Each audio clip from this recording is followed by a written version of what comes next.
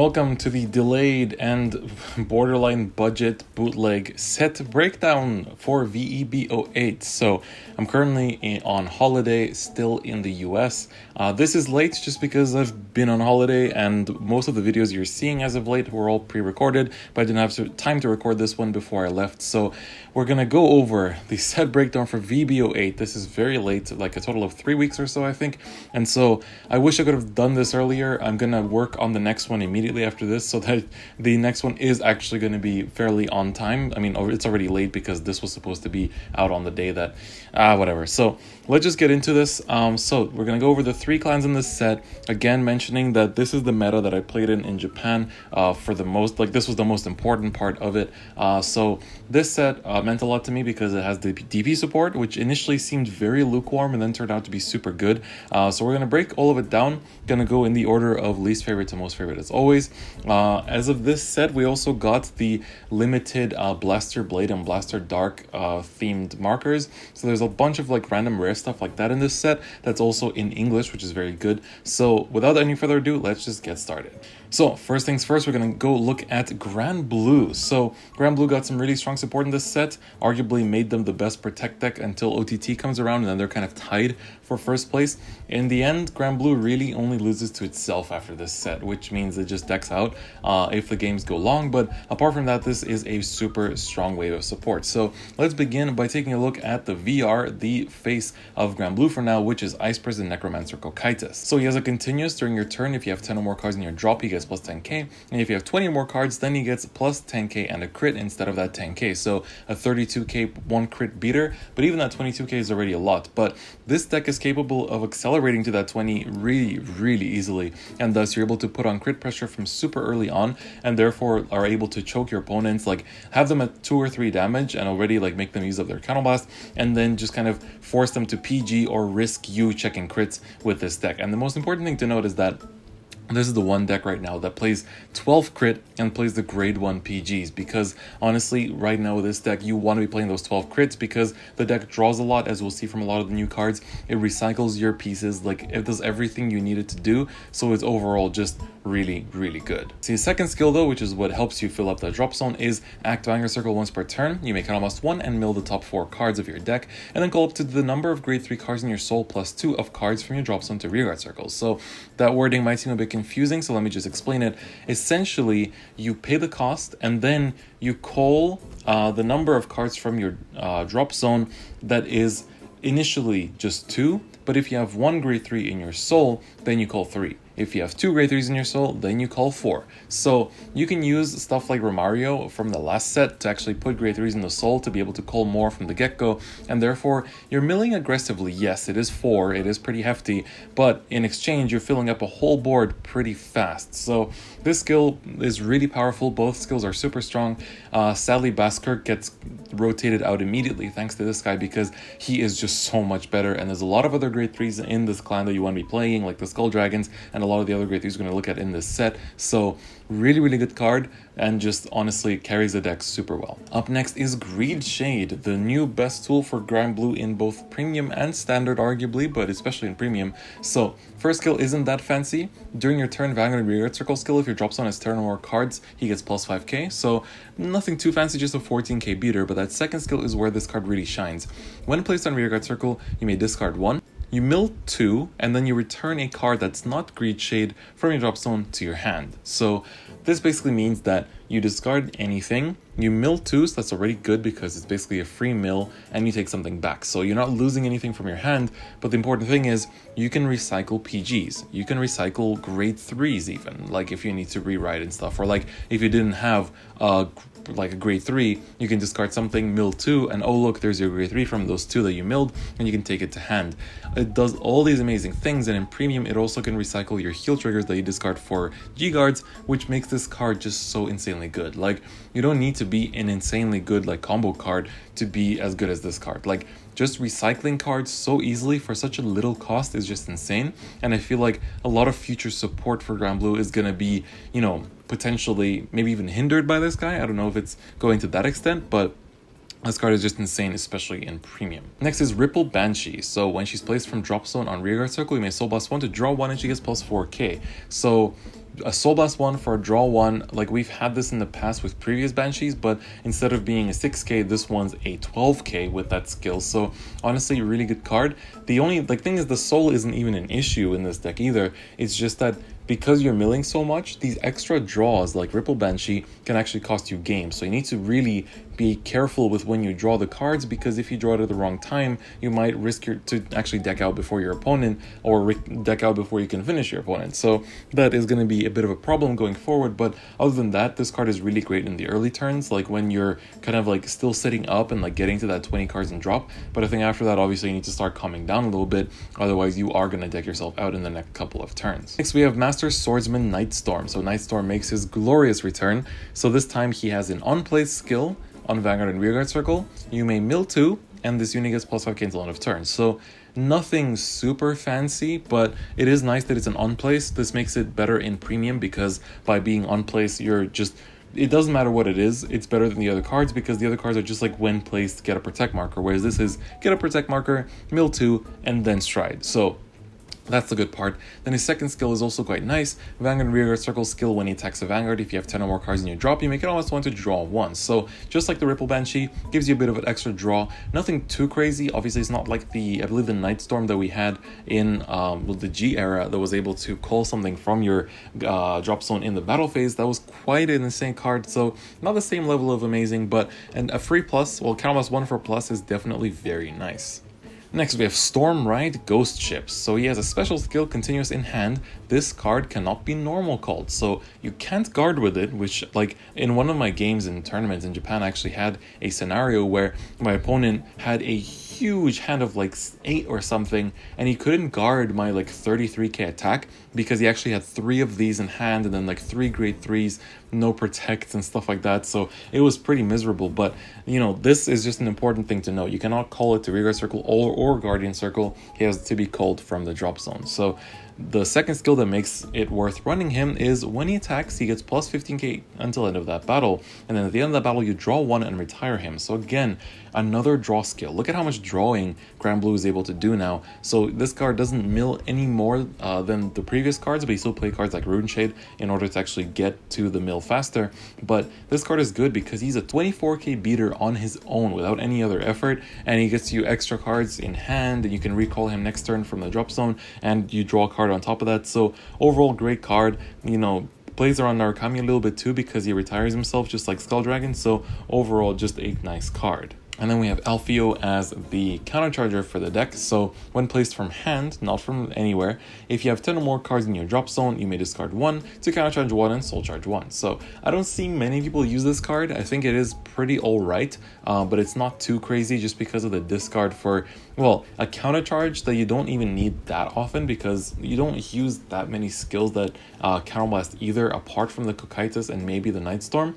So in that sense, you don't need it that much, and so it hasn't seen much use yet, but it might go up in the future with more counterblast heavy builds, you know, in the years to come. Next we have this, I mean, I hope saying this card doesn't get me demonetized, Scared Dick. So this is a grade 3, that's a rare, does have a protect, and has an act, Vanguard and Rearguard Circle once per turn. If your drop zone has 30 or more cards, you have to discard, well, you may discard all the cards in your hand, and he gets plus 30k, plus 1 crit until end of turn. So 42k, 2 crit beater for the cost of discarding your whole hand. So I know that this card has seen some success in the West. Some decks have been actually making use of him, but I think the skill is a little bit risky in the sense that, you know, obviously you're not going to be able to bounce back from that, so it's really just on the kill turns, and mostly in these scenarios where you're really sure that your opponent's not going to be able to guard it. Otherwise, this isn't going to be that scary. And honestly, like, Skull Dragon can reach that plus 30k pretty easily, because by the time you have 30 cards in the drop zone, he's going to be well beyond that 30k. So, you know, that's something to consider. The extra crit is definitely nice, but this is a very risky card, so do keep that in mind. Next up, we have Skeleton Sharpshooter. When retired from Rearguard Circle, you may mill 2 cards. So kind of similar to the Ghosty, which had an act like retire itself to mill 3, so arguably not as good, but I guess it's okay. The only problem is that it has to be retired, by a skill or by calling over him, so it's not as flexible in that sense, but he is free. Dragon's Spirit makes a return as well. When placed from drop zone, he gets plus 4k until end of turn, and if you have 10 or more cards in drop, then he gets plus 8k instead. So nothing too fantastic, but in the sense he is still very good, because in standard this is a 16k booster, behind any kind of like even 12k. This is going to be hitting for 28, and therefore is going to be actually a magic number against Force, which is looking to still be a big portion of the meta right now. So an important card in my opinion, because it still does a lot for a lot of the matchups, and I encounter this card pretty often in Japan as well. Pat the Ghosty is next. Drop zone skill. During the battle your opponent's Vanguard attacked. If your drop zone has 10 or more cards, you can call him to Guardian Circle, and then when retired from Guardian Circle, you bind him. So he's a 15k grade 1 with 4k power, so that 4k isn't looking too good. But apart from that, I guess has some use, because it's just when your opponent's Vanguard attacks, even if he attacks rearguard, you can use him, but it is a bit limited, and I don't think it's worth giving up your precious grade 1 slots for this guy, so not for now. Maybe you'll get better in the future. King Tentacle is here, so this card has no gifts, but it has the skill that when you put it into your drop zone from your deck, so when it's milled, you can soul blast 1 to call him to rearguard circle, and he gets plus 10k until end of turn. So the one use of this in standard I can see in battle phase is that if your Ruin Shade attacks and you mill 2 and you mill him, you can actually soul blast 1 to get an extra attack out for 22k without any boost, which makes him kind of nice, I guess. But the fact that it's a bit limited, and most of the calling, like this has to be literally milled in battle phase by one specific card. Otherwise, if you mill him in main phase, obviously he's nice because he's a 22k on his own. But other than that, this card seems pretty alright. And then finally, we have the duo of Kicking Frangle and Punching Frangle. So what Kicking does is when he's placed from drop zone, 2 of your grade 2 rear guards get plus 4k until end of turn. This can include him as well. And then Punching Frangle is once per turn, act rear guard circle, you may counter blast 1 and soul blast 2. Call a card from your drop zone to rear guard circle. If you called Kicking Frangle, counter charge 1, soul charge 1. So you lose out on just 1 soul in the end, but you do get plus 4k on both of them essentially, so they're 13k beaters. Is an interesting combo, maybe for a budget build if you don't really have some of those like really good like Ruin Shade or Greed Shade and stuff like that to, well, you can't afford them or something, or the Ghost Ship. So cards like this can actually be pretty okay for those like more aggressive budget builds. So that is it for Granblue in this set breakdown. As I said, this is one of the best protect decks right now. It's super strong, mostly only loses to itself rather than the bad matchups, so definitely very good. Was very useful against Bermuda, obviously now that got limited. Was good against Dimension Police 2 in my opinion as well. So overall it's just a good clan and got some really nice support. Alright, let's keep bouncing around, this time getting on to Aqua Force. So this clan surprised me because when it released in Japan, I wasn't expecting too much. I heard people talking about Glory, hitting impossible numbers that can be guarded unless you hit a damage trigger, but I was kind of under the impression of like, is that really that good? Is it really that easy to actually do that? But then, to my surprise, it was actually that good. So from my time in Japan, Aqua Force really seemed to be the most popular of the three. Like, I played against this clan more than anything else. Like, it was every tournament, like 1 or 2 at least Aqua Force players that I had to run into. Most of them used somewhat different builds, like they'd use slightly different grade 1s or grade 2s from each other. So it was really interesting to see. So let's look at all the new support that Aqua Force got and really break it down and see what it's all about. So Glory Maelstrom, the VR of the set, the evolved form of the old Maelstrom from the previous set. So let's just look at him. So only one skill, that's an act Vanguard Circle once per turn. You may counterblast 1 until end of turn. Your opponent cannot intercept and can only call up to 1 card from his or her hand to Guardian Circle for each battle.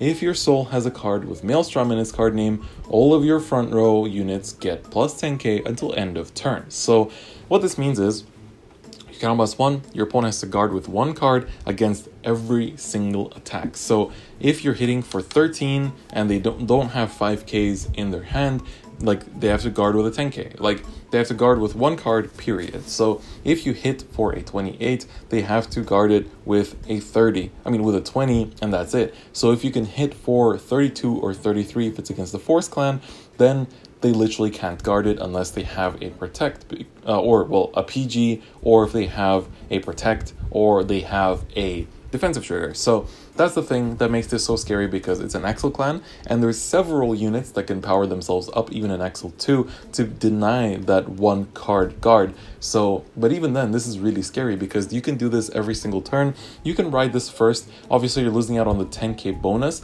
but so that's why people like to run the old Maelstrom, go into the old Maelstrom first, pressure a bit with a restand, and then after they've depleted some of the opponent's hand, go for the glory, and then just dominate them with these massive numbers that this card can bring. So really, really strong. Now let's take a look immediately at the card that really makes this card shine, which is the Coral Assault. So Coral Assault has a skill, Rearguard Circle Continuous. During the battle it attacked. If 4 or more of your other units are in rest, this unit gets plus 15k. So 24k attacker on its own. What do we get from Glory? A 10k boost. Therefore, we are now 34. That's like even 20k doesn't reach that. Therefore, your opponent has to either take it or PG it, or if they had a damage trigger, then they can guard it. So that's the thing. This card is so good. Even like 24, like on an Axel 2 is going to be 29, and therefore they'll have to guard with a heal and nothing else, because they can intercept and all that stuff. So still very good, and we have cards in this set as well to give it that extra 5k on top of that 29 to reach 34 without much effort. So we're going to get to that really soon, but don't forget that Coral Assault does have a second skill. At the end of your turn, if you attacked 4 or more times this turn, you may put Coral Assault into your soul to draw a card. So very good, just icing on the cake. You get to avoid Narukami because you clear out your own front row before it gets bound and stuff. And, you know, on top of that, you're getting an extra card in hand and soul to use for your skills later on. So very, very good card. Coral Assault, you know, no costs anywhere, basically, just a super clean and strong card. Wheel Assault, probably one of my favorite artworks in this set and in Aqua Force in general. I really love this new artwork for Wheel Assault. So he has a skill. Let's look at the second one first. When rode upon, you may cast 1 to draw 1 and call a card from your hand to Rearguard Circle, sorry. So you do have to call something. It's not a up to 1. You have to call a card, so you're forced to call that. But it's nice because it's a +1 for an extra draw, and you call something that you're going to call later on anyway. You can call it to the back row, you know, without much fear, unless it's Narukami or Kagero or like one of the retiree matchups. But other than that, it's pretty safe. And against most matchups, especially in the V-EB08 meta, this was a pretty safe card to call down and to use, actually, so it's pretty good for that reason. But the first skill is, at the end battle that it boosted, you choose 2 of your rearguards and you may exchange their positions. So really just doing the same thing as the old Wheel Assault did, just swapping positions of the cards on the field. So very good, super strong overall. And I mean, not super strong, but it's a good card. It can kind of, the swap can be used in some situations, but most of the people I played against mostly play this card for that on-ride skill. So it's pretty good for that reason. Next, we have the big disappointment, Hydro Hurricane Dragon. You expected a blue, what is it? Blue Wings grade 3? Nope, here's Hydro Hurricane. So when placed on a Vanguard and Rearguard Circle, you may +1 to retire one of your opponent's rearguards.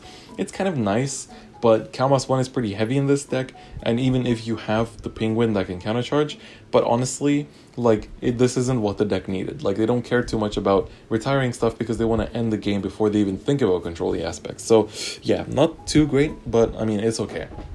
And then the second skill is a Vanguard Circle. When he attacks, if it's the first battle of that turn, he gets +10k until end of battle. So really mediocre, nothing too fancy in my opinion. Sorry to all the Hydro Hurricane fans. Now we get into some of the Blue Wings, which all share the same skill, which is that first skill of Vanguard and Rearguard Circle once per turn. When you check a heal trigger on your drive check, you may stand this unit. So every single Blue Wings card shares this. And so Fey Loss is the first one. So there is no grade 3 with this skill. So basically, on your grade 1, you have a chance to check a heal and restand your grade 1 for an extra drive check. You ride grade 2, you have a chance to check a heal to restand the grade 2, but it will not happen on grade 3, like on the Vanguard Circle. But on, you know, later turns, when you call a full field of Blue Wings, you are able to, you know, check a heal and restand the full board for no cost. It is once per turn, but it's still very, very good. So Phalos' skill is when he attacks the Vanguard once per turn on Rearguard Circle. If you have another Blue Wings unit then you may count +1 and soul +1, and this unit gets +5k until end of turn. But if you have 4 or more blue wings units, then he stands instead of gaining that +5k. So he's basically a count +1, soul +1 to restand when you have set up your full board of blue wings. Otherwise, you don't really want to use such a big cost just for a 5k, so it's definitely better to keep it for the restand. But honestly, like, 9k on its own isn't that fancy to reach big numbers, so this is much better in the early turns. So yeah, again, doesn't deal well with damage triggers either, so a bit of a problem, but he's still a pretty okay card. Next we have Nikolos. So this is the Searcher of Algos. So when placed on Vanguard and Rearguard circle, you can look at the top 7 cards of your deck, reveal up to 1 Algos from among them and put into your hand, shuffle your deck, and he gets +3k until the end of turn. So this is good because now you have 2 prime ride targets in both Nikolos as well as the Wheel Assault. Wheel Assault will give you an extra card the next turn, whereas Nikolos will give you a potential plus right now for no cost as well. So being able to call this on anywhere and search out the Algos is very good. Even if you don't call the Algos, it's a 5k shield, so it's nothing to complain about, and honestly, this card is just really, really good. We have Philogatos. So this card is nothing fancy, it just has an Axle Circle, but it has a Rearguard Circle skill. When your Vanguard attacks, that unit and this unit get +5k until end of turn. So it's kind of nice because he powers himself up for the glory turns, but this is better on the regular Maelstrom because if you get the Maelstrom restand, then he will have a total of +10k on both himself and the Maelstrom because he gives the 5k not once per turn. So that makes him kind of okay, but honestly, just, yeah, nothing too fancy.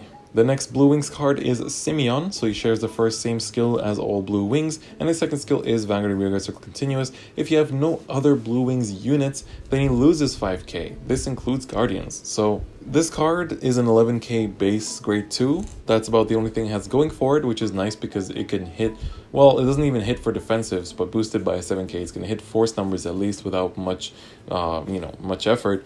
But yeah, this card is, again, okay. A lot of these cards feel quite okay apart from one of them. So it's still worth looking at because, I mean, they might become really good one day, but that day is not today. Next Blue Wing is Maxios. So same first skill as usual. Second skill is during your turn, if you have another Blue Wings card, he gets +5k. If you have 4 or more, he gets 10k instead of 5k. So this is what helps your other units kind of get over those big lines. This is also nice because he's not just when he boosts, this can also be as an attacker, but he's only 7k, therefore he's not even 8k, and thus he won't be actually hitting for such crazy numbers, which is a bit unfortunate, but I mean, 17k boost is still pretty valid, so let's give him that at least. And finally, we have the one actually really good Blue Wings card, which is Basilia. So first skill is same as always, but second skill is when placed on Rearguard Circle, count +1, reveal 3 cards from the top of your deck, put any number of cards with Blue Wings in their card names from among them into your hand, and shuffle your deck. So this is a count +1 for potential +3. Very good. I mean, they're all going to be grade 1s or 2s because there's no grade 0 Blue Wings, there's no grade 3 Blue Wings, so like, the one thing is that this can fix you being grade stuck, but apart from that, I mean, it's a cool card, but it's like, the more Blue Wings released, the better she'll be. Right now, she is good, but the deck isn't good enough to justify running her. Next, we have Blep Bomber Dragon. When your opponent's damage check reveals a trigger check during your turn, you can retire him to -10k on your opponent's unit. So this basically nullifies your opponent's defensives, which is good on the glory because that means that they will probably die to the glory. The only thing is that this has no gift, so it's very risky to run it. I didn't see many players running it in Japan. I don't think players are running it at all, unless it's like a one-of, because this card is just not really worth it for what you're trying to do. Obviously, the defensives can actually lose you some games here and there because it is a pretty strong, comeback in that sense, especially if they get 2. So this card is good for that reason. But it has to attack first in that sense as well, because that way you can like nullify the defensive as early as possible, and you have to retire him to do that too, so you want him to be in rest position to do that efficiently, so that's another thing to keep in mind. Next we have Calm Assault. This is surprisingly a very good boost card for Glory. So when your unit attacks, if it's the 3rd or 4th battle of the turn, you may Soul Blast 1, and that unit gets +5 until end of battle. So pretty nice because it's 3rd or 4th that you can power up by 5. So like I said, for the Wheel Assault, not for the Wheel Assault, for the Coral Assault, you can turn that 24k into 29k or 34k with an Axle 2 because of Calm Assault. And thing is, if you have several Calm Assaults on the board, you can use all of them at once on the third or fourth battle to really turn them to like 34 easily, you know, with much ease. And that makes the card super nice because you're benefiting from having several on the board. It is a pretty steep soul cost, so keep that in mind. But I mean, we do have some cards like the Coral Assault itself that goes back into the soul after its own turn, so keep in mind for that, it is actually pretty good. And the final card is a blue wing called Makarios, so same first skill as usual, but the second skill is if you have another blue wing unit, then you cannot be chosen by your opponent's effect, and if you have 4 more blue wings, then all your rear guards cannot be chosen by your opponent's card effects. So this is actually a pretty good card. It's also 8k base, and overall it's just nice because it's essentially just pseudo resist to the whole board, which is very, very nice, and it helps you keep that pressure of like, oh, if I check a heal, my whole board is going to restand, and you know, which might get better in the future. For now, it's pretty mediocre, but it's nice that like the foundation support is actually pretty interesting. So that's it for Aqua Force. It's pretty strong. It didn't have that many tops in general, which is a bit unfortunate. So it has a lot of representation because it's a popular clan, but it doesn't have as many tops as some of the other ones from this set, and definitely not as many as my homeboy, you know, the star of this set, Dimension Police. Alright, now for the grand finale, we're going to be taking a look at Dimension Police. Now, when these cards were getting revealed, I was pretty disappointed for the most part, and like, I don't know, it just felt like things weren't clicking well, things weren't the way I wanted them to be, there was no Die Kaiser to be seen, which was already something to be disappointed about. It felt like there was so much counter blasting going on with like no counter charge on top of that, and just pretty underwhelming for the most part. But then I got to Japan, I picked up the deck, and I just played it with my own hands, and I was like, damn, this is much better than I thought. And then I had to go to the other Dimension Police players that were like naysayers and saying that like the deck is bad and it's like terrible, and say, actually guys, it's pretty damn good, and it shuts down things like Bermuda because of the promos we've been getting like Drawhead, and just it's been really good. And so I play this deck like crazy in Japan. I have quite a bit of experience with it now, you know, I played in quite a few tournaments, and just overall the deck is so good. Like, people are saying it's tier 1 in standard, and I honestly have to agree. The deck just shuts down the biggest threats it has, and right now in the meta there aren't such big threats to it yet. Maybe Pale Moon will pop up to be something like that, but we'll see how that paces out. I haven't tested in the VBT06 meta at all yet, so that's something that I have to see for myself as well. So let's just get into it. The first card we have is the VR Die Liner. So first skills are continuous. All your grade 3 units get plus 10k shield.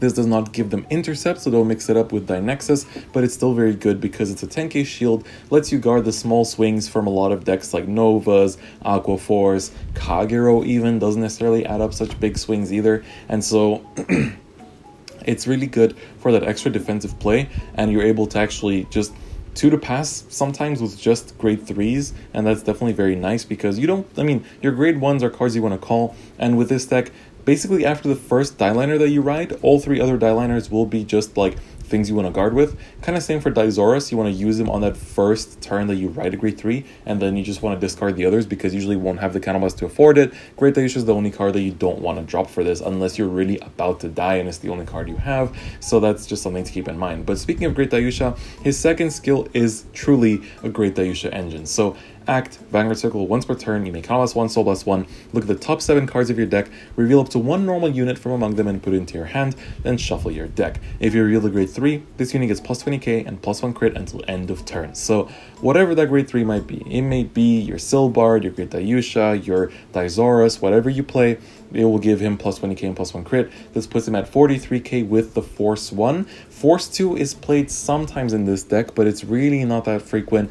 Most games I went into Force 2 thinking that I could just like out aggro the opponent and win on turn 3, usually backfired. So Force 2 is really risky in this deck, I would say. Force 1 is a safe bet because it helps you hit the thresholds. And thing is, if you go Force 2, and let's say you do go for the 33, you boost, you get up to the 41, use a Die Dragon, get up to 46, you know, you're all good. But thing is, next turn when you re-ride, like when you ride the Great Dayusha, and then the next turn if you don't win by then, you're stuck on a 13k Great Dayusha with a crit. That's super hard to pull up into 45 again, and so that's why I think Force 1 is more important than this deck for the most part. It's only in the games where you miss right into Dizoras and like, you know, you need to like rush them, or like they rushed you and you want to like pressure back, that you go for the Force 2, or if your opponent like just counterblasted everything early and you want to like counterblast choke them, then you would maybe go for the Force 2 as well. But usually Die-Liner's second skill, giving the extra crit, is enough to pressure them already with that extra crit. So having a crit on turn 3 and then turn 4 go with another crit and then Great Dayusha is just super deadly, very strong card, honestly just amazing. And if the Vanguard crit wasn't enough, here is Platinum Ace for the rearguard circle crit. So during your turn, Vanguard circle continuous, he gets plus 5k. So this is nice actually because it's a 15k and you can do some aggressive plays with the Die Brave by basically calling out the Die Braves on while your opponent's in grade 1, swinging with them and then calling one behind Vanguard, soul blasting for one of them, and then you're hitting for essentially 28. You can not soul blast and just hit for 23 anyway. Against your opponent's 8k Vanguard, that's going to be pretty big because they have to drop a 20k for a 1 to pass. Most of them will be able to, like, most of them won't do that, so you're basically going to be hitting, use the Die Braves to draw your extra cards, draw into a grade 3 you're missing, maybe you're missing a Die Liner or something like that. So already, like, that extra 5k is really, really good actually, because on most times this will hit and you can pressure them pretty well with Die Braves, so that's something to keep in mind. Now the second skill is an auto rearguard circle once per turn. When he attacks, if your grade 3 or greater Vanguard's power is 30k or greater, you may soul blast one and he gets plus 10k and a crit until end of turn. So he gets an extra crit on rearguard circle. If Silbard wasn't enough, this guy is here to beef up even more. So players in Japan have been putting this guy down to like 2 or 3 copies. I personally still think he's a 3 or 4 just because being able to hit with a crit on rearguard circle is really, really threatening. And like putting any 8k behind him to swing for 28 magic numbers, 38 with a Force, 48 with Great Dayusha's power bonus is just huge. Like many opponents won't be able to deal with that on turn 4. You can really have some super explosive boards with extra crits on the turn 4 thanks to Platinum Ace and, you know, Great Dayusha. So I think this card is just amazing. Having a crit on rearguard is just big pressure, and you're able to really just trick your opponent in that sense, and it's just really good. One thing I forgot to mention with Die Liner though is that because he takes normal unit, you can take stuff like, I don't know, whether you need like a Die Brave or you need something else like a draw head to survive the Bermuda matchup or whatever it may be. If you play also like 12 crits and you want to play the grade 1 PGs, you can search them out as well because grade 1 PGs are normal units, so that's something worth to keep in mind. Next up is the perfect safety net that is Magical Police Quilt. So this card has a Vanguard and Rearguard Circle skill. When placed, you may discard 1, and when your Vanguard gets plus 10k until end of turn. When I first saw this card, I thought she was garbage. Let me go over the second skill first before I go into that rant. So when your Vanguard attacks from Rearguard Circle, if that unit's power is 30k or more, you may counterblast 1 to draw a card. So I was like, why is this discarding for a 10k? That means nothing. Why do I have to counterblast in a deck that's already counterblasting a lot just to draw an extra card? That means nothing. But then I playtested her because I was just like, well, my friends are saying she's worth playtesting, so I'll go for it. And I realized that she's the perfect safety net that this deck needs, because when you don't get a grade 3 from Die Liner, when you ride into Great Dayusha by accident and you need that extra power next turn to get out of your like 23 Force 1 vanilla numbers, she is perfect because you're sitting on your 23 with Force 1, she's already an 8k boost, putting you to 31, and then you use her skill to discard 1, get a 10k, 41, and then Soul Blast 1 for Die Brave or for the Die Dragon, 46. There you go, 45k for the Great Dayusha, all is well. So in that sense, the discard 1 is super worth it because you need it to get your win con, because if you misride, she will save you. This deck had this huge problem in the past where if you misride, you're dead. Like you literally have almost nothing to do and you have to just like use Laurel and like lose a lot of pieces, and like, you know, obviously like resting stuff isn't necessarily losing pieces, but you're losing attacks and pressure that turn. So it's just, I like Quilt a lot more. I think she's a really, really good card. And honestly, there will be some games where you get rushed and you have spare counterblast because you can, like, you only need 1 counterblast per turn after your first Great Dayusha. So you can afford to actually use her skill like once to draw an extra card. Keep in mind that, like, your Die Liner can attack, you counterblast 1 to draw 1, rewrite Great Dayusha, attack, and you can still counterblast 1 to draw 1 because it's not a once per turn, so you can use that skill multiple times, so it's a pretty nice card. We have even more nice cards. We have Mr. Daisaurus himself. This card is very good. There were so many people saying it was bad when it released, and I honestly, like in standard that is, and is honestly just so nice. So his skill is Continuous Vanguard Circle. During your turn, he gets plus 5k for each card in your damage zone. So if you get rushed, this isn't a bad card to write into, because if you get rushed to 4 on your turn 2 by like Bermuda or something, you'll be on 33 without even a force. So 43 with force 1, 33 crit 2 with a force 2, big pressure. So if you do miss right into him, this is the time when I see that force 2 is kind of worth it sometimes, because he'll be on big power anyway, so that makes it pretty easy to, go up in power after that. But still, keep in mind that there are risks attached with force 2 in this deck. Then the Rearguard Circle skill is at the end of the battle he attacked anything, very important, if your Vanguard's power is 35k or greater, so not 33, has to be 35, so you cannot just go force 2 on a die-liner and then use die-liner skill and get up to 33 and pass. No, you have to have 35 or higher, but then if you do, you make almost 1 and put him into your soul, and your Vanguard gets plus 10k and a drive plus 1 until end of turn. So obviously you immediately look at premium. This can be searched out with Die Earth, and then immediately after that, you can use his skill to put him into Soul, to get an extra drive. But then if you give him to something like Excalibur or the Stark, it's going to be a drive plus 1 on a restanding unit, because the Excalibur will go 5 drive checks to 1, or the Stark will go 2 drive checks, 2 drive checks, 2 drive checks. If you do 2 Dizauruses though, obviously it's a lot of counterblast, but if you do, then you can go 6 drive checks to 2 with the Excalibur, or 3-3-3 with the Stark, which is very, very good. So this card is just wonderful, very good, and also in standard, in my opinion, is great because you often search this out from the die liner, and then you call him down, you get yourself an extra card for the next turn, and also more importantly, not more importantly, but equally importantly, an extra soul to use for the die braves and the die dragons and stuff like that. And you will be running out of soul in some games. I had plenty of games where I ran out of soul. So Dizaurus, great card, honestly, in both formats. I love him a lot, and getting that extra card from the drive checks is always going to be good, so nothing to really complain about.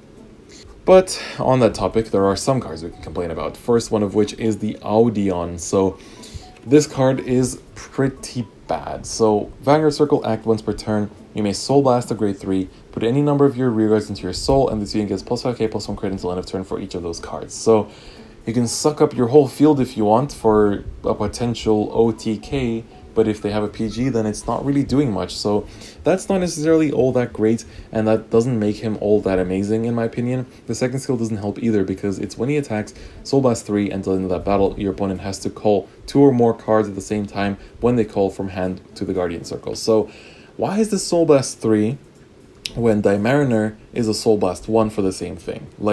This card is just very disappointing. It doesn't do much. It's honestly just there to go into the bin because it's just really not worth it. Not even worth the attention, really. Next up is Glory Maker. When she boosts, if your boosted unit is 30k power or greater, you may count plus 1, and your opponent can only call grade 0 cards from their hand until the end of that battle. So this is actually pretty interesting, because in standard you don't want to play it because, it's just they can still PG it. This blocks protects, which is important to note. So if they if it's OTT and they play 12 crit for heal, no PGs, just relies on protect, then this will actually destroy them because they can't protect. They have to guard with raw shield, and so that might not be enough if they don't have enough in their hand, or they have to sacrifice a lot of their hand. But it's counterblast 1. In standard we're already counterblasting too much, so it's, we can pass on her for now until we get a countercharger in standard. But in premium, however, this is pretty good against some decks, because some decks do run grade 1 PGs. We're looking at stuff like Luard, where they have one of the best grade 1 PGs in the game, but because of that, they essentially can only G-guard against this and call grade 0s, and their grade 0s are often the old triggers that have lower shield values as well. So this card suddenly is shining in premium, so I think this is worth looking out in premium.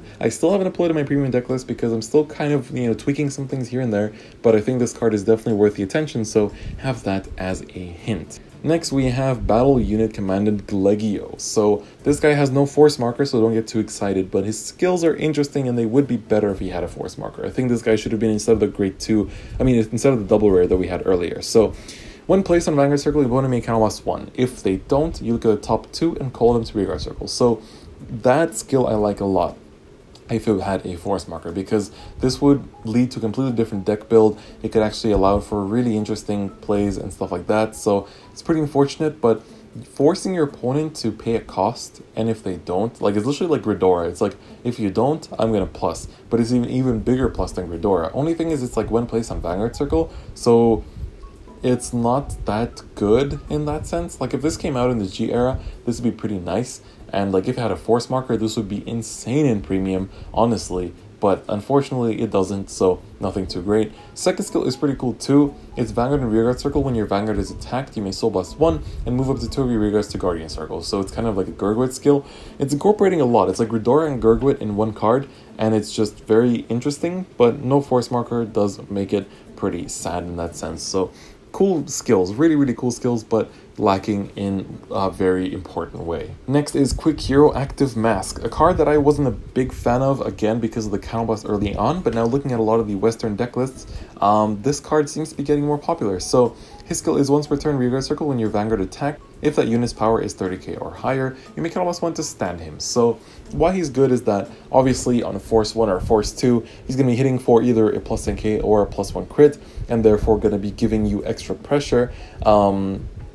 Because, I mean, you kind of trade him off with the Platinum Ace in that sense, but he's okay in that sense because you can still stack crits on him. He's good in the 12 crit build in my opinion too, because, I mean, it's the first attack will be swinging with no extra crit unless it's Force 2, but apart from that, you know, you can pump him up and then re-swing with him in that sense, so he's pretty interesting. He's a pretty interesting card. I'm still not the biggest fan of him because I think we just can't afford the play right now and the other grade 2s are more important, but we do have the one like flexible spot for grade 2s in the deck, so he's 10k base, so for that reason he's kind of okay. Next is Stark King's Ambassador Gingard.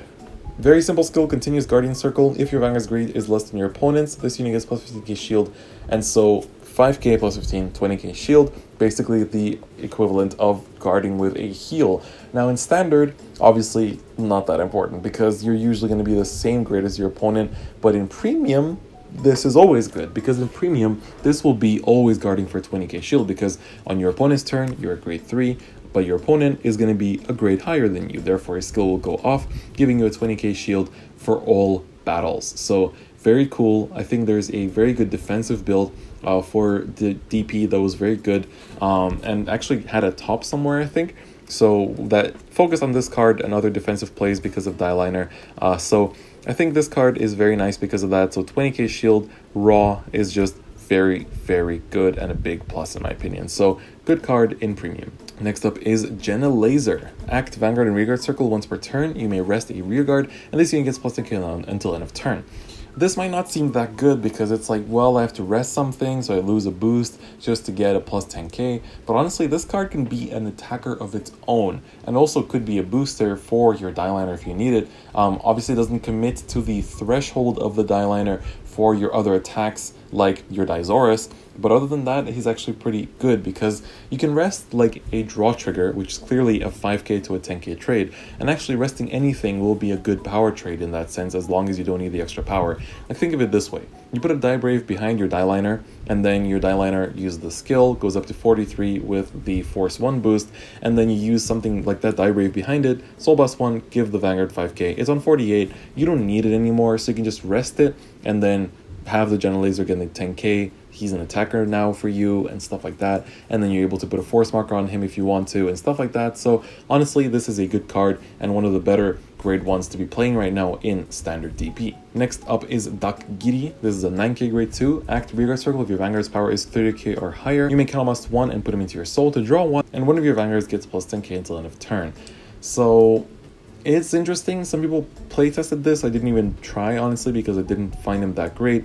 So he essentially counterblast 1 to give you a draw and an extra soul and extra power, but the counterblast 1 is pretty hefty in the current state of the deck. So this can get better, honestly. This can get much better because this will be a nice like safety net, just like the Quilt, but Quilt doesn't use a counterblast for her safety net skill, which is what makes her better. So has potential, but not right now. Next up is a grade 1 that I played when I first moved to Japan, and I thought that this was pretty good, and I was still pretty happy with it, but I mean, the Jenna Laser kind of replaces it, which is the Mog Drilla. So, Buta from Gurren Lagann does the following. When he boosts on Rearguard Circle, if your damage zone has 4 or more cards, you may Soul Blast 1, and he gets plus 10k on that battle. So, why he isn't as good as the Jenna Laser is he Soul Blasts, which is a pretty hefty resource in this deck, and he is locked to Limit Break, basically. So you have to use him on 4 more damage. He has to boost as well, which takes another thing away from him. So in a lot of ways, you look at this guy and then look at Gen Laser, who's in the same set, and think, why would I play this? So I tested it just because I felt that I didn't want to be resting units. I played a more aggressive build. I didn't have draw triggers to be resting, and I just didn't appreciate how much power bonus you're getting and how easy it is to fulfill thresholds thanks to Dieliner. So for that reason, I didn't consider this card that much, or I didn't consider Gen Laser that much, and I played this card instead. But honestly, you should be playing the Gen Laser instead. And the final card is Haruka. So when placed, if your Vanguard's power is 30k or higher, you soul charge 1 and she gets plus 5k until end of turn. So 7k goes up to 12k is like nothing too fantastic. The extra soul charge is nice if you're really low on it, but honestly you should be good enough of a player to manage your soul pretty well in this deck, because you can usually predict where it's gonna go. So honestly an okay card, but overall the quality of support for DP in this set is super good. So some really amazing cards. The second part of this breakdown has been a little bit mild, I guess. Like in terms of the rares, honestly, it's just like Gen Laser that's good, and Vanguard, well, for premium, but then like the double rares are mostly good, mostly Dizaurus and somewhat Glory Maker, and then like all the triples are good. The VR obviously amazing, and so DP got some amazing support here. Obviously, Great Dayusha is very much needed. Dieliner himself isn't that expensive right now, I think, but Great Dayusha does tank the deck's price quite a bit. I mean, not tank, it makes it go up in that sense. And Dragon is also a pretty expensive triple rare now that's hard to get, so that's something to keep in mind, honestly, going forward. So if you want to pick up DP, the stuff in this set isn't that expensive, but looking at Champions of the Asia circuit, it's not all that cheap on that side. So that is going to be it for DP. As I said, this clan is super good. I will be doing another standard deck profile for the deck because it's now being seen as one of the best decks in standard after the Bermuda limit, which it honestly is in my opinion. So that's gonna be it for me today. Sorry for how late this video is. Thank you so much for those of you that still watch it. I know that when I'm late with set breakdowns, they don't get that many views, but for the sake of consistency and for the sake of completionism, I still want to do them. Obviously, this is a very important set to me as well, but next one will be more on time. I'm going to try to get it out next week so that you guys can watch it on time. Thank you so much for your patience and for your understanding. So also for putting up with the lower quality of this audio as well, because I don't have my usual mic with me here while I'm on holiday. So thank you so much for watching. I hope you guys enjoyed it, and I'll see you guys next time. Bye bye.